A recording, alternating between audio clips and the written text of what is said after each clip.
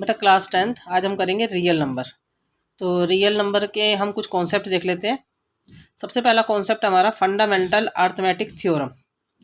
Fundamental theorem of arithmetic या fundamental arithmetic theorem एक ही बात है। इसको डिफाइन देख लेते हैं। Every composite number can be express of as a product of prime.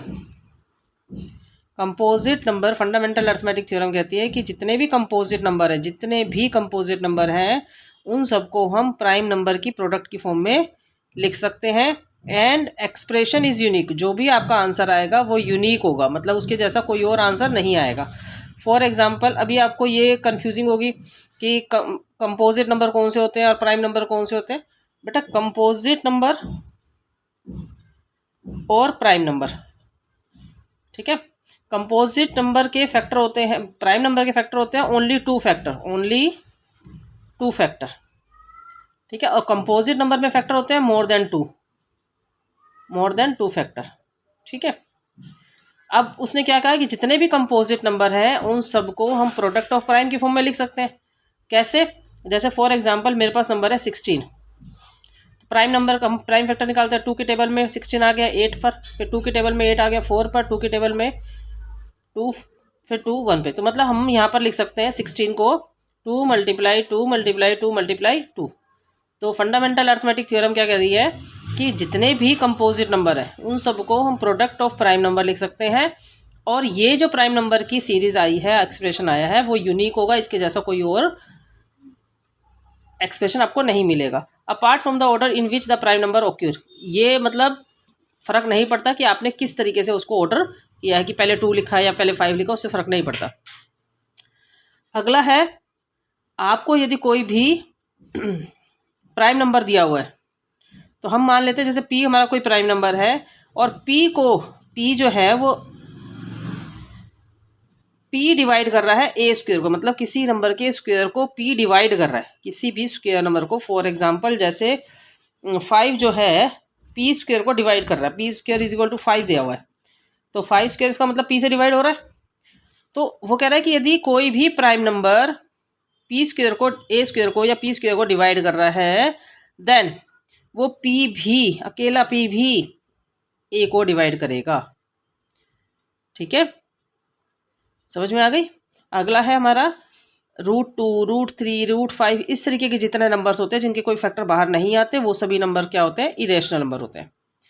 Fourth है हमारा कॉन्सेप्ट, यदि हम एक रैशनल नंबर ले लें, रैशनल नंबर लाइक जैसे 5 ले लिया, 7 ले लिया, कोई जिसके ऊपर रूट नहीं है, ठीक है, उसमें से हम उसमें इरेशनल नंबर जोड़ दें, ये हमने इरेशनल नंबर जोड़ दिया तो आंसर हमेशा ही इरेशनल आएगा। या हम रैशनल में से इरेशनल घटा दें या इरेशनल में से रैशनल घटा दें, रैशनल में इरेशनल जोड़ दें, रैशनल में से इरेशनल घटा दें या इरेशनल में से रैशनल घटा दें, तब भी हमारा हमेशा ही आंसर इरेशनल होगा। यदि आपका प्लस माइनस में एक भी नंबर इरेशनल का है तो आपका चाहे रैशनल में जोड़ो या मत घटाओ, आंसर हमेशा ही आपका क्या आएगा? इरेशनल में आएगा, रैशनल में कभी भी नहीं आएगा। फिर आके कहता है प्रोडक्ट और डिवाइड। क्वेश्चन का मतलब डिवाइड। यदि आप किसी भी एक रैशनल नंबर को इरेशनल नंबर के साथ मल्टीप्लाई कर रहे हो, जैसे 4 की मल्टीप्लाई सपोज करो 5 से कर रहे हो, √5 से कर रहे हो, तो आंसर हमेशा ही इरेशनल में आएगा। किसमें आएगा? इरेशनल में आएगा। अगला कह रहा है कि आपके पास कोई भी 2 इंटीजर है, पॉजिटिव इंटीजर्स हैं, मान लो सपोज करो A और B हमारे पास कोई पॉजिटिव इंटीजर है, आप उसका HCF निकाल लो उन दोनों नंबर का और आप उसका LCM निकाल लो, ठीक है। यदि हम HCF और LCM को निकाल कर मल्टीप्लाई करते हैं तो आंसर हमारा वही दोनों नंबर की मल्टीप्लिकेशन आएगी। जैसे मैंने आपको 4 और 6 का एलसीएम निकाल लिया, 4 और 6 का एलसीएम निकालोगे तो आपके पास एचसीएफ तो आ जाएगा 2, ठीक है, और एलसीएम आ जाएगा 12। तो आप इन दोनों को मल्टीप्लाई करके देखो 24 आ रहा है ना, और आप इन दोनों को भी मल्टीप्लाई करके देखो ये भी 24 आ रहा है, ठीक है। तो आप किसी भी 2 नंबर का एचसीएफ और एलसीएम की मल्टीप्लाई करो या उन दोनों नंबर की मल्टीप्लाई करो, सेम आएगी, ओके। अब हम निकालते हैं प्राइम फैक्टर।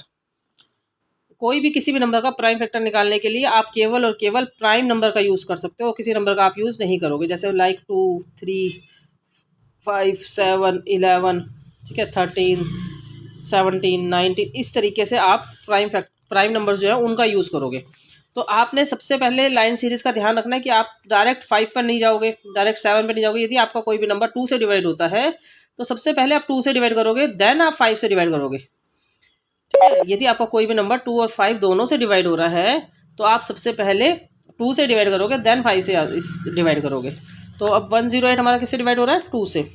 2 की टेबल में आ गया 54 पर, अगेन 2 से डिवाइड हो रहा है तो हमारा हो गया ये 27 से।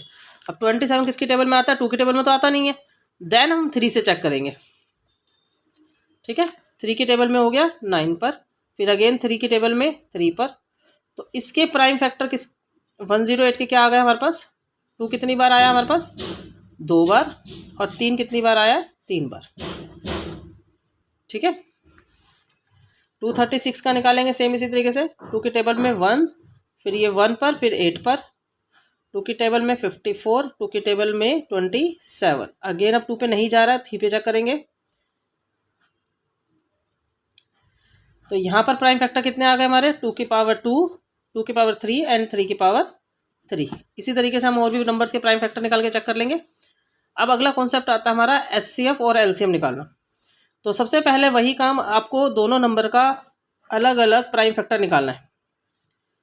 2 की टेबल में 36 की, 2 की टेबल में 9 पर, 18 पर, फिर 9 पर, फिर 3 की टेबल में 3 पर, 1 पर। 2 की टेबल में 21 पर, 3 की टेबल में 7 पर, 7 की टेबल में 1 पर। तो प्राइम फैक्टर आ गए हमारे 72 के। 2 की टेबल में 2 की टेबल 3 बार और 3 की टेबल 2 की।